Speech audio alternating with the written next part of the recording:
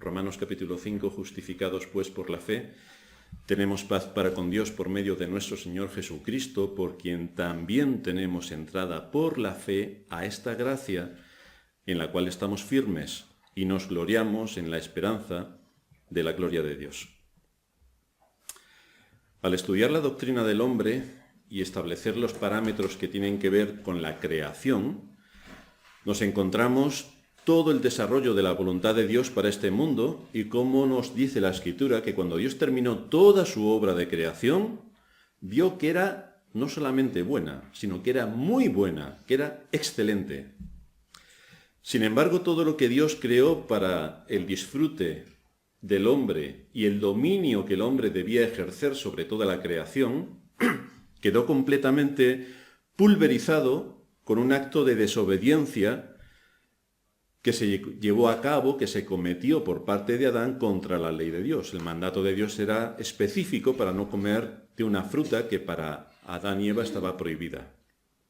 De manera que con su desobediencia, el pecado entró en el mundo y nos dice el apóstol Pablo que por el pecado, la muerte.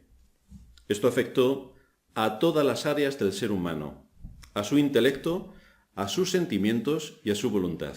Todo quedó corrompido, de manera que ahora está muerto espiritualmente y está entregado a satisfacer sus deseos perversos, está bajo el dominio de Satanás y está sujeto a la secuencia del tiempo.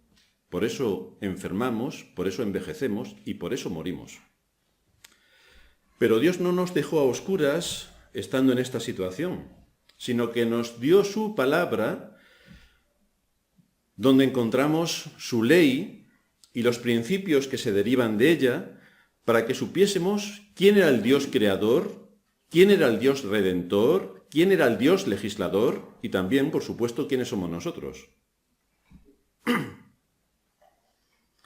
Y así en las Escrituras vemos que no solamente encontramos que el hombre cayó, no solamente encontramos que hemos muerto espiritualmente, no solamente encontramos que somos hijos de ira lo mismo que los demás, no solamente vemos que estamos bajo el dominio de Satanás que nos tiene esclavizados, no solamente encontramos que hemos heredado la naturaleza corrupta de Adán, sino que la ley nos acusa. La ley de Dios nos acusa.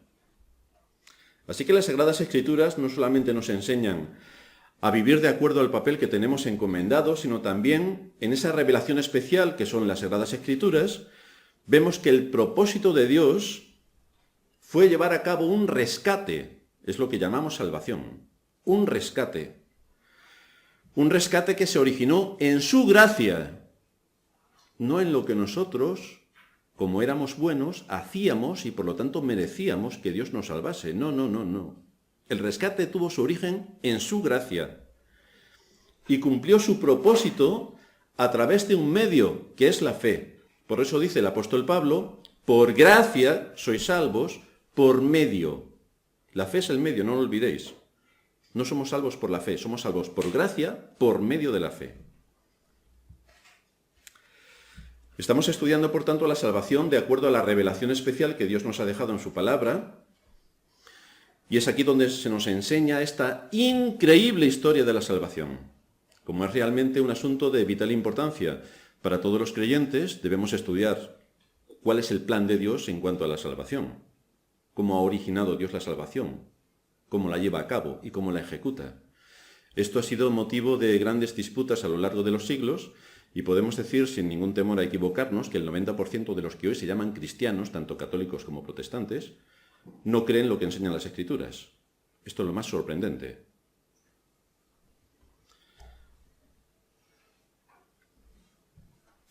Por eso tenemos que incidir en los aspectos que nuestros antepasados en la fe desvelaron en la Reforma Protestante del siglo XVI, que tomaron de los apóstoles y de los primeros siglos de la Iglesia cristiana, cuando todo este asunto de la salvación tenía su tronco fundamental en la persona de Cristo, en la gracia de Dios y en el medio que Dios otorga, que es la fe. Así que hoy vamos a ver 4 aspectos de este asunto. El primero, definiendo la enseñanza. El segundo, retorciendo la enseñanza. El tercero, mostrando la enseñanza. Y el cuarto, el significado de la justificación por la fe. Así que vamos a ver en primer lugar definiendo el término. Cuando las Escrituras dicen que somos justificados por la fe, Pablo dice en Romanos 5, justificados pues por la fe. Cuando las Escrituras dicen que somos justificados por la fe, ¿qué quiere decir? ¿Qué significa esto de que somos justificados por la fe? La justificación es una declaración legal del Dios soberano desde su posición de juez y de dador de la ley. Él es quien ha establecido la ley, Él es el juez, de que una persona es justa de acuerdo con su ley. Esta declaración es única. Dios declara a una persona que es culpable, Dios, que es el juez de toda la tierra, la declara inocente, la declara justa. Recordaréis las 5 solas de la Reforma, que era solo la gracia, solo la fe, solo Cristo. Pues en todo esto estaremos y veremos cómo hay más. Si se le pide a los cristianos evangélicos una declaración de la palabra justificación, ya no vamos a hablar de los católicos, que ahora entraremos en ese asunto, pero la mayoría de los evangélicos, cuando tienen que definir la palabra justificación, dirían ser hechos justos. Completamente falso. Eso no es así. Cuando Dios nos justifica, no nos hace justos, no. Nos declara justos, que es distinto. Es un asunto del juez, que nos imputa la justicia, a pesar de que nosotros somos pecadores. Es el juez, en un aspecto y en un procedimiento legal, que declara que somos justos. Esto implica que no es necesario que yo sienta que he sido declarado justo, ¿no? Es el juez quien lo ha declarado. Yo puedo sentir lo que quiera. Para esto Dios me da las promesas y me da la fe, para que acepte lo que Él dice, que es para mí, es para el creyente. Dios me ha declarado justo y yo por la fe cojo la justicia. Da igual que me sienta mal, da igual que no sienta que soy justo. Haces bien en sentirte que no eres justo. Pero la justicia que se nos imputa no es la nuestra, no es por nuestros méritos. Es la justicia de Cristo la que se nos imputa. No olvidemos que Dios se relaciona con sus criaturas a través de su ley. Y es así como ocurre en cualquier reino de este mundo. De hecho, todo lo que está establecido en las Escrituras y la forma de proceder de Dios con sus criaturas es también lo que se ha aplicado en las distintas naciones, y en las distintas constituciones y en las distintas leyes. De la misma manera, todo esto viene en cascada. De manera que en relación a esa ley en la que vivimos, por ejemplo, en nuestro país, nosotros podemos actuar. Tenemos libertad en función de la ley. O si no andamos de acuerdo a la ley, entonces la ley nos imputa y nos puede llevar a la cárcel. Dado que Adán atentó contra la ley, esto produjo una pena directa, la corrupción de su naturaleza y la muerte, tanto física como espiritual. No hay ninguna esperanza para el hombre de volver a su estado original, ninguna esperanza, porque la ley exige ser satisfecha. Y la ley divina no es como la ley humana, que ya sabemos que con buenos abogados, y si eres rico, y más aún si eres político, no tienes ningún problema. La ley no te afecta. Con la ley de Dios no pasa esto, porque Dios no solamente conoce los hechos, sino que conoce las intenciones y las motivaciones del corazón, y no hay nada delante de su presencia que quede oculto. Por lo tanto, nadie se puede esconder con sus justificaciones y argumentaciones delante de lo que la ley de Dios dice, porque la palabra de Dios es viva y eficaz, nos dice el apóstol que le escribe a los romanos. Como esta ley es santa, requiere una satisfacción completa. Y el hombre es incapaz de salir de su estado de condenación y de muerte para cumplir esa ley. Es incapaz de cumplir esa ley por causa de su naturaleza que está corrupta. De manera que Dios en su gracia ha abierto una puerta para rescatar a quien estaba condenado por sus atentados con la ley. Dios ha tenido misericordia. En su gracia ha dado una solución. Él ha dejado revelado en las Sagradas Escrituras todo el proceso de salvación. Pero el proceso de salvación es bastante amplio y lo tenemos que estudiar por tal razón con detenimiento. El proceso de salvación implica también que hay una ley que tiene que ser satisfecha. La ley reclama su derecho a ser satisfecha. Y es ahí donde entra el sacrificio de Cristo. Cristo es a quien Dios ha designado para cumplir sobre sí todas las demandas y estipulaciones de la ley divina, a fin de que Él pueda justificar al impío. Esto es lo que hace Cristo realmente en la cruz. Justifica al impío. Es Cristo quien se pone en lugar del culpable y es Cristo quien en la cruz paga la deuda de su pueblo. Pero esto que aparece tan claro en las Escrituras y que nosotros decimos, claro, es que es así. Claro, es que es así. Resulta que no es tan claramente entendido por el mundo religioso cristiano en el que vivimos. Así que llegamos a nuestro segundo punto, donde vamos a hablar acerca de la perversión de la doctrina, o cómo se retuerce la doctrina. Como sabéis, después de la Reforma Protestante del siglo XVI, donde en el año 1517, el 31 de octubre, Lutero clavó las 95 tesis en la puerta del castillo de Wittenberg, y esto fue la chispa que encendió todo lo que tuvo que ver con una convulsión total dentro del imperio y con una convulsión total dentro de las almas que estaban buscando desesperadamente a Dios, la Iglesia de Roma, conocida también como católica, celebró un concilio ecuménico para contrarrestar las enseñanzas de los reformadores. Concilio ecuménico al que solamente asistieron ellos, los católicos. Interesante que fuese concilio ecuménico. Esto suponía que se iba a revisar la doctrina de la Iglesia Católica, que hasta ese momento estaba un poco danzando de acá para allá, y ante todas las argumentaciones que los protestantes en la Reforma aportaron, había que hacer una defensa contra todo lo que estos herejes estaban diciendo. A esto se le llamó Contrarreforma. Se celebró a partir del año 1545 en la ciudad italiana de Trento, y por eso se le llama el Concilio de Trento. Muchas de las cosas que enseña el Concilio de Trento es exactamente lo que creen hoy los evangélicos. Increíble, pero así es. La mayoría del pueblo evangélico cree que Calvino es uno de los grandes enemigos de la fe, cuando resulta que fue su padre. Pero lo acusan, como los católicos, de uno de los grandes enemigos de la fe. Es realmente increíble. Esto es la propaganda del Imperio Católico para ver cómo, en medio incluso del pueblo evangélico, aborrecen, odian y atentan contra todo lo que tiene que ver con Calvino. El amén no sé si estaba aquí bien puesto. Entre una de las muchas cosas que allí se defendieron estaba la doctrina católico-romana de la justificación. Y el Concilio de Trento, en el canon 9, dice: si alguno dijere que solo por la fe el impío es justificado, sea anatema.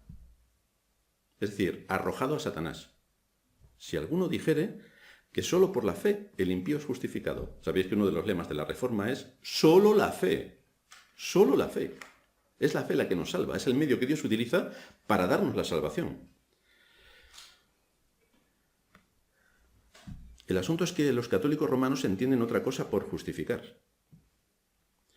El catolicismo, a la palabra justificación, la despoja de su contexto escritural y le proporciona lo que, según ellos y su criterio, consideran que tiene que ser justificar. Así que Roma, mediante la justificación,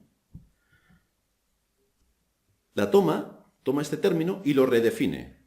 No es lo que la Biblia enseña, es lo que ellos, que son la Iglesia, claro, tienen el magisterio y son los únicos que pueden enseñar, los demás somos unos neófitos, ellos redefinen lo que significa justificar. Y para ellos la justificación es un proceso en dos etapas. Como sabéis, cuando uno está delante del juez y el juez le dice, eres libre, te absuelvo, eres declarado justo, no hay poco más que hacer. Ya lo ha dicho el juez. Para los católicos no. Lo que Dios dice, declarando justo a un pecador, para los católicos no vale. Ellos lo dividen en dos etapas. En la primera etapa nos encontramos con el bautismo. Que el bautismo lava los pecados, es decir, tú eres un pecador recóndito y lleno de todo tipo de maldades. Te vas al río Jordán si es posible, porque eso tiene más mérito. Pero si no, en cualquier riachuelo, te das un baño en el río y ya está. Todos tus pecados se han perdonado. Esto es lo que defiende la Iglesia Católica literalmente. Y al alma se le infunde Esto de infundir es ciencia infusa. Al alma se le infunde una justicia parcial. Esta imputación de justicia parcial te concede cierta medida de gracia, que tú ya la tienes por ti mismo. Y a esta medida de gracia, Cristo, si a ti te falta, te puede seguir añadiendo gracia. Pero si a ti te falta, si no te falta, vas sobrado. ¿Para qué te hace falta Cristo?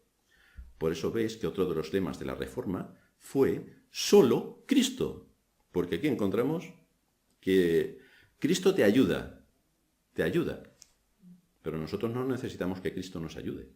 Necesitamos que Cristo nos salve. Porque nosotros no necesitamos ayuda. Estamos ya muertos. O Cristo lleva una obra de resurrección por medio de su Espíritu, sacándonos de la muerte, o no hay absolutamente nada que hacer. El Concilio de Trento declara que el hombre es bueno. Por eso necesita más gracia aparte de la que tiene si no logra más. El hombre es bueno. Esto lo vemos por todos sitios en las Escrituras. No hay justo ni aun uno, no hay quien haga el bien, todos se desviaron, a unos se hicieron inútiles, no hay quien haga el bien ni siquiera uno. ¿Veis cómo la Escritura uno empieza a leer desde el principio hasta el final? Y el hombre es bueno por naturaleza, como dice el Concilio de Trento, y el 90% de los que se llaman cristianos evangélicos también. La Escritura dice que el hombre está corrompido. Para ellos la primera etapa, que es el bautismo, no concede la vida eterna, pero sí que te concede el perdón de pecados. Así que si te concede el perdón de pecados, pues tienes bastante ya ganado para la vida eterna. Dios reconoce a esa persona bautizada como inherentemente justa por sí mismo. Debido a que se le ha infundido una justicia parcial en su ser, ya goza de justicia por sí mismo. Esto es un poco teológicamente denso, pero tenemos que conocer exactamente qué es lo que está en la mente de los católicos romanos cuando hablan de esto. Generalmente la mayoría de los católicos romanos no saben ni lo que creen, pero también la mayoría de los cristianos evangélicos no tienen ni la más remota idea de lo que creen. Ellos creen que son creyentes. Sí, pero Satanás también es creyente, porque Satanás también cree en Dios. Así que tenemos que definir exactamente qué creemos para no creer o no tener una fe como la que tienen los demonios, que los demonios también creen en Dios y tiemblan.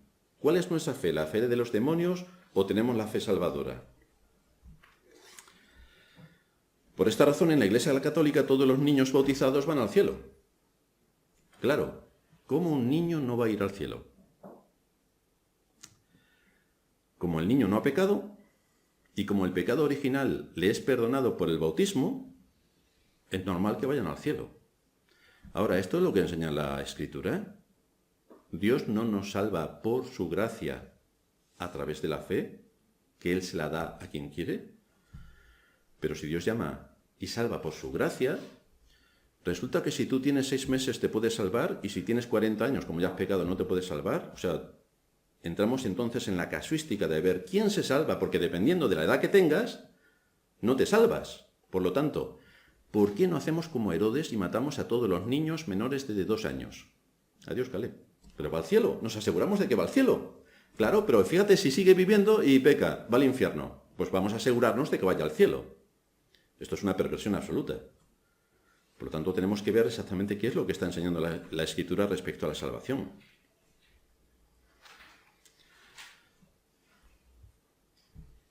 Ellos creen también que la salvación se puede perder, los católicos romanos, como el 90% de los cristianos evangélicos, gracias al Concilio de Trento. Los católicos romanos dividen los pecados en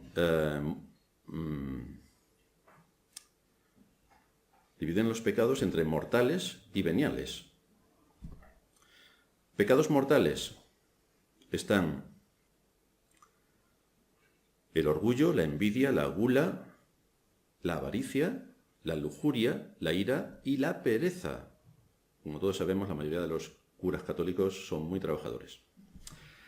Ahora, aquí no se quedó la Iglesia de Roma, porque el Papa Benedicto XVI le puso 7 nuevos ingredientes a los pecados mortales. Atención, contaminar el medio ambiente, un pecado mortal. El pecado mortal para ellos es que pierdes el alma. Entonces, ojo con contaminar el medio ambiente, que pierdes el alma. Atención. La ingeniería genética también es un pecado mortal. como si te ocurra hacer en una probeta, mezclar una rana con un rano, vete a saber qué sale de ahí. Riquezas obscenas. Esto lo dice la Iglesia de Roma, ¿eh? Riquezas obscenas. Nos da la risa totalmente. Todos ellos han perdido ya la salvación, sin duda. El uso de las drogas. El aborto. Nosotros pensábamos que el aborto estaba dentro del asesinato, que ya está contemplado en uno de los mandamientos, pero no, aquí se contempla aparte. La pedofilia también está censurada y desde luego la última que ha puesto es causar injusticia social. La Iglesia Católica, injusticia social, ¿dónde se ha visto? De verdad, que es para morirse. Así que cuando ellos cometen uno de estos pecados, causan la muerte del alma. Ahora bien, tú puedes hacer que el alma resucite. Tú puedes hacer que el alma resucite mediante la penitencia. Y la penitencia es ¡fua! ¡Fua! Te pegas 17 latigazos. Si eres un buen judío, como los cristianos de hoy no sabes si son judíos o son cristianos, te tienes que dar 40 latigazos menos uno, ponerte un cinturón de castidad que apriete bien y te haga sangrar, o ir de peregrinación, no a la Meca, porque esos son musulmanes y claro, está mal visto, pero sí a Roma o al río Jordán, y entonces ya haces un montón de penitencias, rezas 18 millones de Padres Nuestros y 47 Ave Marías, y ya has vuelto a tener el alma viva. Parece de chiste, pero es exactamente así. De manera que los teólogos católicos enseñan que el bautismo es la causa instrumental en la etapa inicial de la justificación.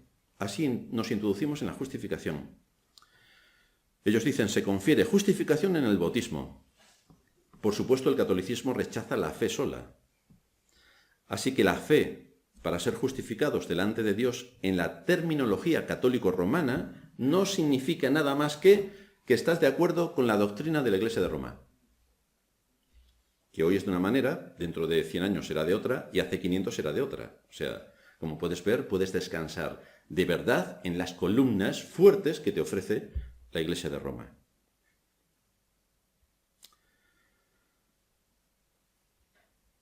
En el caso del bautismo, cuando una persona adulta recibe el bautismo católico, debe hacerlo creyendo que sus pecados son lavados en ese acto. Ayer tuvimos bautismos y con nuestros hermanos en ese acto se les lavaron todos los pecados, según la Iglesia Católica. No les es necesario Cristo. No, no es necesario, porque con el rito del bautismo ya sus pecados son limpiados. Entonces, ¿me queréis contar para qué Cristo vino a este mundo? ¿Por qué razón el Dios Trino, la segunda persona de la Trinidad, se encarnó, vino a este mundo, sufrió el desprecio de sus semejantes y acabó colgado en la cruz, clavado en la cruz y derramando su sangre, cuando no era necesario? Por el bautismo, tus pecados te son perdonados. Desde luego Jeremías ni lo entendía así, ni lo enseñaba así. Él dice en el capítulo 2, versículo 22, aunque te laves con lejía y amontones jabón sobre ti, la mancha de tu pecado permanecerá aún delante de mí, dijo Jehová el Señor. Da igual con lo que te laves. Solamente te puedes lavar con la sangre de Cristo. Simbólicamente únicamente te puedes justificar a través de Cristo. Pero ellos entienden que la justificación es un proceso. Dicen, cada alma adulta debe, con el fin de llegar al estado de justificación, pasar por un periodo corto o largo de justificación similar al desarrollo gradual del bebé en el vientre materno. Con lo cual, lo que nos están diciendo es que no tienen ni idea de lo que significa la santificación o lo que significa la justificación, porque la justificación es el decreto de un juez que en un momento te dice, eres absuelto, declarado justo. Y lo confunde con la santificación de que, ya que has sido declarado justo, ¿cómo vas a vivir ahora? A partir de que se te ha dado la salvación, ¿cómo vas a vivir ahora? Así que ponen los caballos antes del carro, no después.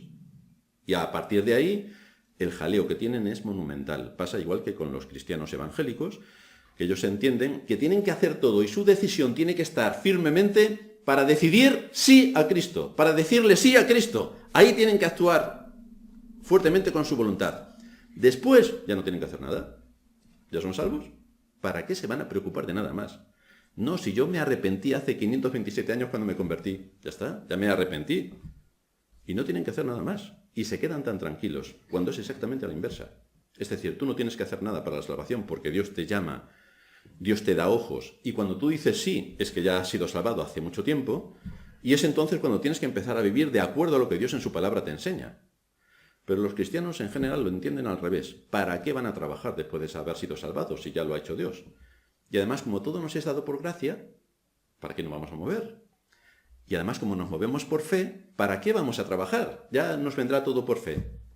Bueno, mayor ignorancia es difícilmente conseguible en cualquier ámbito de la vida humana. Pero ahí tenemos a los cristianos evangélicos disfrutando de esto. Así llegamos al tema de las buenas obras, porque claro, si la justificación está lo primero, como enseña la Escritura, y después viene la santificación, llegamos a cuáles son los hechos que nos muestran la santificación.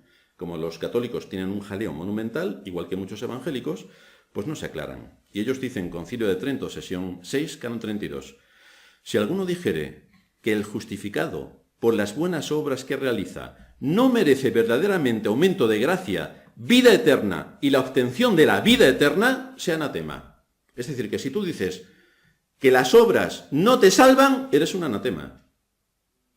Concilio de Trento, sección 6, canon 32. Así que nos encontramos un caos absoluto en la enseñanza de la Iglesia Católica Romana frente a la justificación, que a pesar de redefinirlo en el Concilio de Trento, no acaban de aclararse de qué están hablando, porque ellos entienden que por los actos y por los ritos obtienen la secuencia de la salvación.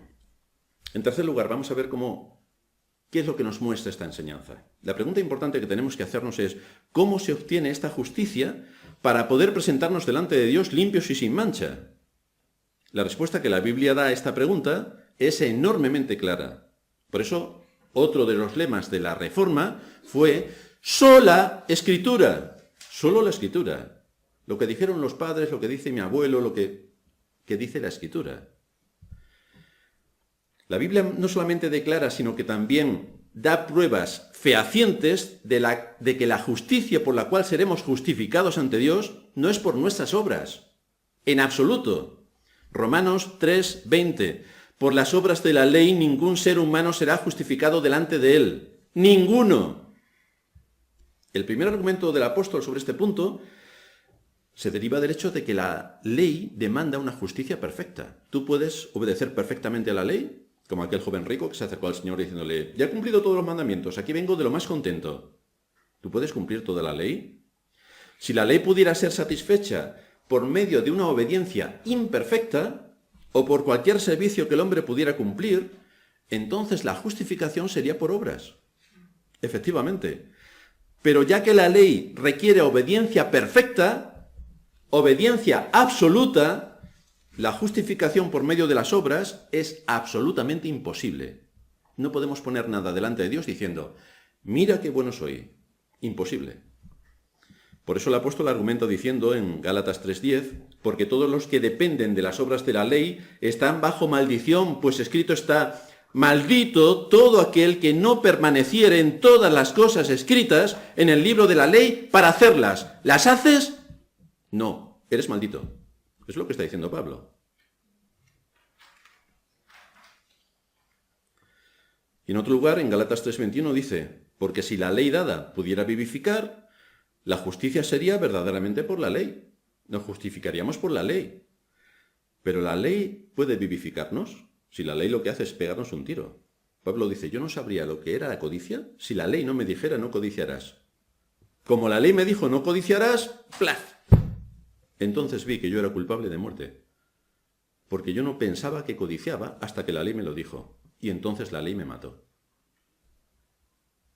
Si la ley pudiera declarar a un hombre justo y darle derecho a la vida eterna, no hubiera existido la necesidad de Cristo, ni de la fe, ni de ninguna otra cosa, ni del plan de salvación, porque a través del cumplimiento de la ley nosotros llegaríamos al cielo. Pero este no es el plan que Dios ha definido, aunque lo crea toda la cristiandad católica y el 90% de la cristiandad evangélica. Este no es el medio que Dios ha definido. La Biblia enseña esta misma verdad de distintas maneras cuando, por ejemplo, dice Pablo, pues si por la ley, en Gálatas 2:21, pues si por la ley fuese la justicia, entonces por demás murió Cristo. ¿Por qué razón tendría Cristo que morir? Si nuestra justificación a través de la ley la podemos hacer sin mayor problema.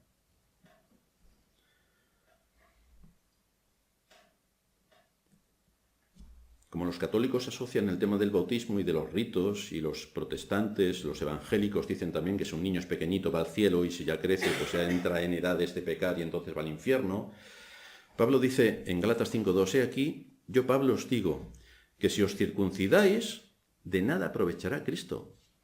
Y otra vez testifico a todo hombre que se circuncida, que está obligado a guardar toda la ley. Es decir, tú por la ley quieres llegar al reino de los cielos, la tienes que guardar toda.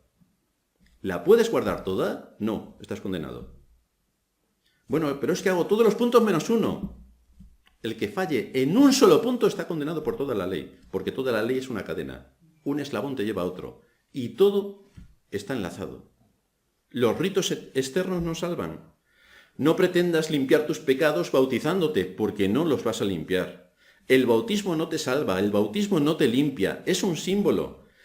Pero si quieres ir por ese camino y dejar a Cristo de lado, teniendo en cuenta que Él es el camino, la verdad y la vida, recuerda que tienes que ser perfecto en todo cuanto hagas. Porque si no eres perfecto, Pablo dice, maldito todo aquel que no permaneciere en todas las cosas escritas en el libro de la ley para hacerlas. Si no las puedes hacer, eres maldito, estás muerto. La ley de Dios es así de estricta. Y esto es lo que constituye todo el razonamiento de Pablo cuando nos está hablando acerca de la justificación que obtenemos en Cristo por medio de la fe. Pablo expone que los gentiles han pecado contra la ley escrita en sus corazones. En la creación, Dios escribió su ley en las conciencias de todo hombre. Pablo dijo que los judíos habían quebrantado la ley revelada en las Escrituras. De manera que tanto judíos como gentiles, todos son pecadores. Todo el mundo es culpable delante de Dios. Así que no hay nadie que se libre de esta condenación y de esta acusación a la que la ley somete a toda criatura. Con esto llegamos a nuestro cuarto punto, el significado de la justificación. El hombre está predispuesto a pensar que esta doctrina, aunque la Biblia la enseña claramente, es muy severa. Qué malo es Dios. Se imagina que sus buenas obras podrán ponerse en una balanza, también sabe que tiene malas obras, pero en la balanza, imagínate que las buenas obras pesan un poco más. Entonces me compensa y salgo ganando. Y ya entro en el cielo, porque mis buenas obras son mayores que mis malas obras. Esto es lo que piensan los católicos romanos y muchos de los evangélicos. Y entonces, en esta situación, podrán librarse de las imputaciones de la ley porque sus buenas obras superan a las malas. Pero desde luego, si está pensando esto en cuanto a lo que enseña la Escritura y en cuanto a lo que Dios demanda, se equivoca por completo.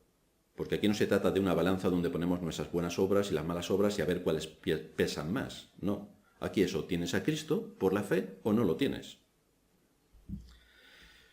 Incluso en la ley humana sabréis que el que roba o comete un asesinato, aunque solamente sea una vez, aunque confiese que él ha sido y se arrepienta de lo que ha hecho, está acusado. Tú te puedes arrepentir de lo que quieras, pero la ley te acusa. Queridos hermanos, he robado un banco 5 millones de euros. Como me han pillado, los voy a devolver. ¿Qué creéis que va a hacer la ley? Le dice, bueno, no te preocupes, nada. No lo hagas otra vez. ¿Creéis que eso hace la ley humana? Sí. Tú te puedes arrepentir y puedes devolver los 5 millones, pero los años de cárcel no te los quita nadie. Salvo si eres un político. Pero si no eres un político, los años de cárcel no te lo quita nadie. Y esto ocurre igual delante de la ley de Dios. Si tú por la ley quieres llegar al trono de la gracia, quieres recibir el cielo y la vida eterna, pero eres culpable porque has atentado contra la ley, no tienes ninguna posibilidad de hacer nada porque la ley te sigue acusando. ¿Cómo vas a satisfacer la ley? ¿Cómo vas a satisfacer la ley? Esto es lo que ocurre con la ley de Dios. La ley se extiende a los rincones más secretos del corazón. Llega a todos los ámbitos de nuestros pensamientos, de nuestras emociones, de nuestros sentimientos, de nuestra voluntad. considera todo lo que está dentro de nuestra naturaleza, lo analiza. Si se viola la ley en lo más mínimo que uno pudiera imaginar, solamente con el pensamiento, solamente con un acto que nos ha salido de casualidad, entonces la justificación por la ley ya no se aplica. El hombre no ha cumplido con las condiciones de la ley y por lo tanto la ley le condena tajantemente a la pena de muerte. Sin embargo, el ser humano cree que no será tratado según los principios de esta ley santa y pura que Dios presenta en su palabra. Y aquí radica su error fatal. La palabra de Dios enseña claramente que es imposible que el pecador sea justificado por las obras de la ley, porque la ley demanda obediencia perfecta y el hombre no la tiene. Cuando los reformadores enseñaron que solo la gracia, solo la fe, solo la Escritura, solo Cristo y solo a Dios la gloria, estaban cerrando y centrando la salvación única y exclusivamente en Cristo. Todo lo que tiene que ver con el plan de salvación, con el plan de redención, con el rescate, centrándolo en la persona de Cristo y en la voluntad de Dios, quien en su gracia le dio a Cristo aquellos por los que debía morir, que son a quienes el Espíritu Santo opera en ellos llevando a cabo el nuevo nacimiento. La gran importancia de la doctrina de la justificación la tenemos ampliamente expuesta en las Escrituras y muchos de nuestros antepasados en la fe estuvieron trabajando arduamente por dar una mayor comprensión de todo lo que implica la doctrina de la justificación. El puritano holandés Witsius dijo: esta doctrina ayuda a revelar la gloria de Dios, cuyas más destacadas perfecciones resplandecen con un brillo sobresaliente. Manifiesta la infinita bondad de Dios, por la cual Él estuvo dispuesto a proporcionar la salvación gratuitamente para el perdido y miserable pecador, para la alabanza de su gloria y por medio de su gracia. Esto nos muestra también la más estricta justicia por la cual Él no pasará por alto ni la más pequeña ofensa, todo lo cual sería plenamente satisfecho por la carga del pecado que llevaría sobre sí nuestro Señor Jesucristo, el mediador. Cristo Jesús hizo que, siendo Él el justo, fuese el que justificase al que es de la fe de Jesús. Nuevamente aparece la fe. Justificados pues por la fe, aquí dice Pablo, que Él sea el justo y el que justifica al que es de la fe de Jesús. Romanos 3:26. Sigue diciendo el puritano: esta doctrina muestra además la inescrutable sabiduría de la divinidad, la cual ejerció el más benevolente acto de misericordia, sin menoscabo de su más absoluta justicia y de su verdad infalible, que amenazaban de muerte al pecador. La justicia demandaba que el alma que pecare debía morir. La verdad ha pronunciado las maldiciones cuando no se obedece la ley. Maldito todo aquel que no obedeciere todo lo que está en la ley. Pero la bondad de Dios al mismo tiempo fue inclinada a decretar la vida a algunos pecadores, pero de ninguna otra forma que la que era propia de la majestad del Dios más santo. Aquí la sabiduría interviene diciendo: yo soy el que borro tus rebeliones por amor de mí mismo y no me acordaré más de tus pecados. Yo. Es Cristo quien lo hace. Es Cristo quien lo hace. Así aparece el amor de Cristo por su pueblo.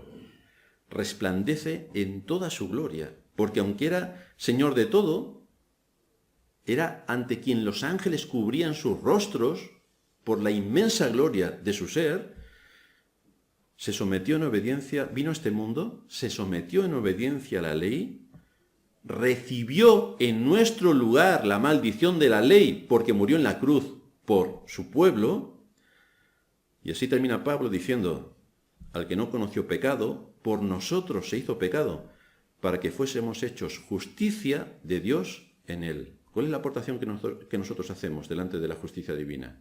¿Cuáles son las cosas que nosotros aportamos? ¿Cuáles son nuestras buenas obras que ponemos para que Dios mire nuestras buenas obras y nos salve? ¿Cómo podemos hacer que mediante el rito del bautismo nuestros pecados sean perdonados?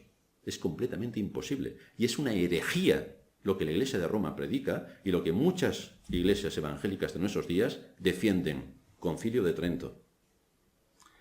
La doctrina de la justificación hace que a los que hemos sido llamados por gracia, a quienes se les ha otorgado el don de la fe, se nos impute la justicia perfecta de Cristo.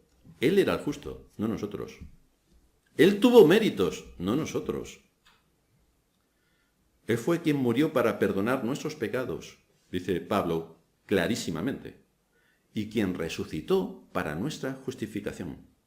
Pero todo lo hizo Él, solo Cristo. Él fue quien cumplió la ley en nuestro lugar. Él fue quien hizo perfectos para siempre a los santificados. Dios declaró a su pueblo absuelto, lo declaró justo, y es entonces la obra del Espíritu que hace perfectos para siempre a los santificados. Dios hizo recaer sobre Cristo toda la maldición de la ley para que nosotros que estábamos bajo la condenación, con imputaciones legales severísimas, fuésemos absueltos y declarados justos por el juez de toda la tierra. Por eso dice Pablo, ahora pues ninguna condenación hay para los que están en Cristo Jesús, los que no andan conforme a la carne, sino conforme al Espíritu. No hay ninguna condenación porque Cristo hizo todo para que ninguno de aquellos que el Padre le dio se perdiera. Esto implica que la salvación no se gana o se pierde dependiendo de mis actos, porque aquel que es creyente va a vivir como creyente. Si hay alguien que dice que es creyente y vive como no creyente, es que es no creyente, es que no es un creyente. Porque cuando Dios ha llamado a alguien a la salvación, le ha imputado su justicia por medio de Cristo y le pone en el camino de santidad, las cosas no son como antes. Hay una renovación del entendimiento que te lleva a aplicar las Escrituras en todas las áreas de la vida. Y cuando peques, que pecarás, tienes un abogado para con el Padre, Jesucristo, quien también intercede por su pueblo y a quien podemos acudir para derramar nuestra alma, confesar nuestros pecados y buscar el perdón en Cristo. Así que termina el apóstol Juan diciendo, mirad cuál amor nos ha dado el Padre para que seamos llamados hijos de Dios. Increíble. Ahí se cierra todo el proceso de la salvación. Dios Padre, en su gracia nos llamó. Dios Hijo murió por aquellos que el Padre le dio. Dios Espíritu Santo resucita espiritualmente a aquellos que le fueron dados por el Padre al Hijo. Y todo se cierra haciendo que la justificación delante de la ley de Dios no se nos aplique a nosotros, sino a Cristo. Y por su justicia, nosotros que éramos los injustos, somos declarados justos. La increíble obra de la gracia de Dios para llamar a su pueblo. Vamos a terminar en oración.